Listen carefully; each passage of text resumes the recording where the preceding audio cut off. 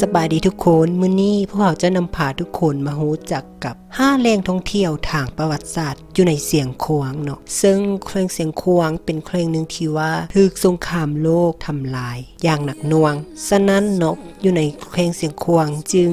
มักพบห้องหอยทางประวัติศาสตร์เนาะที่ว่าเก่าแก่ค่อนข้างจะหลายแห่งเนาะและมื้อนี้เราจะมาเบิ่งนำกันว่า5แหล่งท่องเที่ยวที่ว่าเป็นทางประวัติศาสตร์อยู่ในเสียงขวางเนาะจะมีหยังเด่นเดี๋ยวไปเบิ่งนำกันเลยอันดับที่5ถ้ำปิ่ว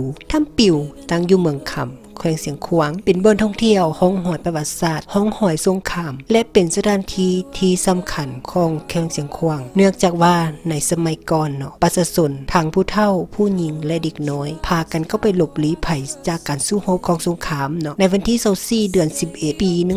1968ทหารของอเมริกาเนาะได้เอายนต์มันยิงลูกซ่อนไฟเข้าไปในถ้ำเนาะเฮ็ดให้คนที่อยู่ในถ้ำมันเสียชีวิตทั้งหมด374กว่าชีวิตซึ่งเป็นเหตุการณ์ที่ว่าพวกเขาทุกคนบ่มีวันลืม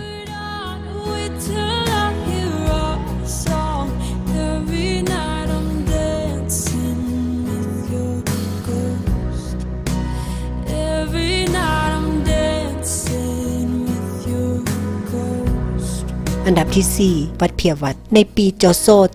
744เจ้าล้านคำกองเพิ่นเป็นอาญาปกครองเมืองพวนเพื่อได้นำพาประชาชนเพื่อเซาหาสร้างผู้ที่มี4มือในการสร้างวัดวาอาหามเพิ่นจึงได้พบอาจารย์คัมมะคทาผู้ที่มี4มือในการสร้างวัดอยู่หลวงพระบางมาสร้างเนาะพอสร้างสำเร็จเจ้าล้านคำกองได้นำพระพุทธรูปองค์ศักดิ์สิทธิ์มาจากประเทศเมียนมาไว้ที่วัดดังกล่าวตกมาฮอดปีคศ1874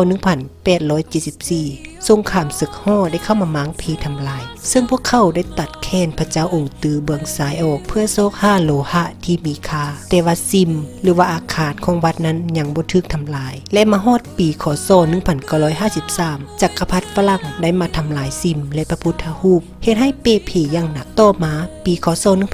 1954หรือ1ปีต่อมาเจ้าใส่คำเพื่อนปกครองเมืองพวนเพื่อนได้นำพาประชาชนชาวเมืองพวนปฏิสังขรณ์วัดและซิมคืนใหม่เฮ็ดให้กลับมามีความสวยงามคือกับสมัยก่อนแต่ว่าฮอดปีคศ1969ประเทศนี้ก็ได้ถูกสงครามของจักรพรรดิอเมริกาทำลายจนหมดเกลี้ยงปัจจุบันจึงยังเหลือเพียงแต่พระพุทธรูปที่ถูกบาดแผลตากแดดให้บ่เบิ่งอยู่ทุกมื้อนี้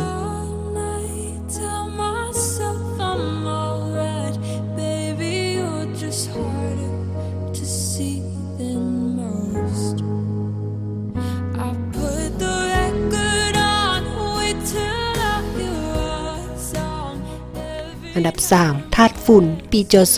307ได้ประดิษฐ์ธาตุน้อยเพื่อเอาไว้บูชาต่อมาพระพุทธเจ้าอยู่ประเทศอินเดียได้ปรินิพพานหรือว่าเสียชีวิตเพิ่นก็ได้พากันจูดเผาศพของพระพุทธเจ้าเมื่อเผาแล้วก็ได้ประกาศให้คนทั่วโลกที่นับถือศาสนาพุทธมาเอากระดูกของพระพุทธเจ้าไปบูชาแต่ชาวเสียงขวางนั้นไปซาก็เลยได้แต่ฝุ่นจึงได้นำฝุ่นมาสร้างไว้ใจกลางของเมืองพวนโดยการสร้างกวมใส่ธาตุเก่าที่ว่าสร้างขึ้นก่อนหน้านี้ซึ่งกษัตริย์เมืองพวนองค์ที่24ในปีจศ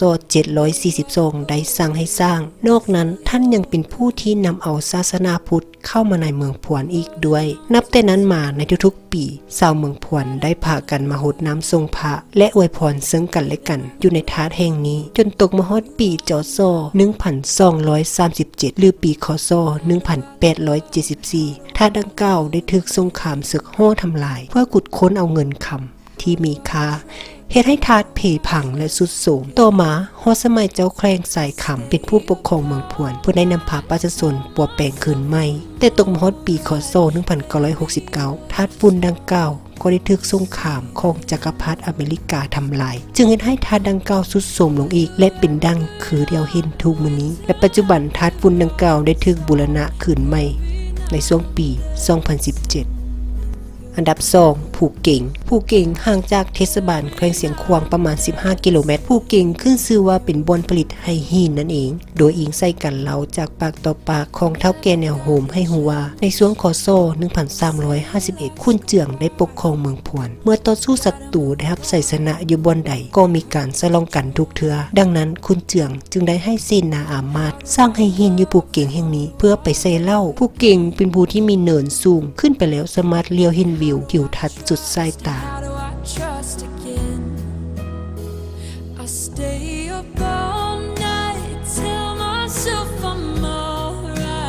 Baby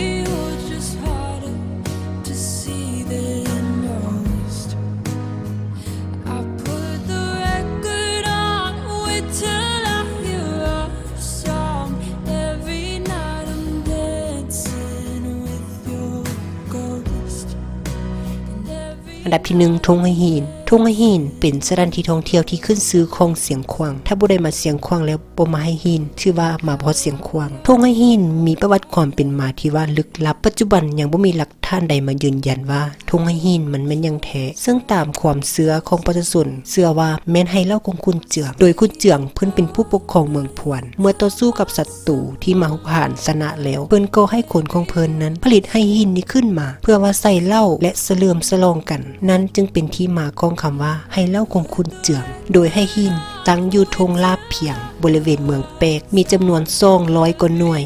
และธงไหหินยังได้รับการสันนิษฐานว่าอาจจะเป็นบ่อนพิธีฝังศพหรือว่าเฮ็ดพิธีกรรมบางอย่างทางศาสนาในสมัยก่อนเนื่องจากธงไหหินมีอายุมาแล้ว 2-3,000 ปีและก็มีโครงกระดูกของมนุษย์อยู่ในบริเวณธงไหหินแห่งนี้เขาเจ้าจึงสันนิษฐานว่ามันอาจจะเป็นบ่อนพิธีกรรมบางอย่างทางศาสนาในสมัยก่อนนั่นเอง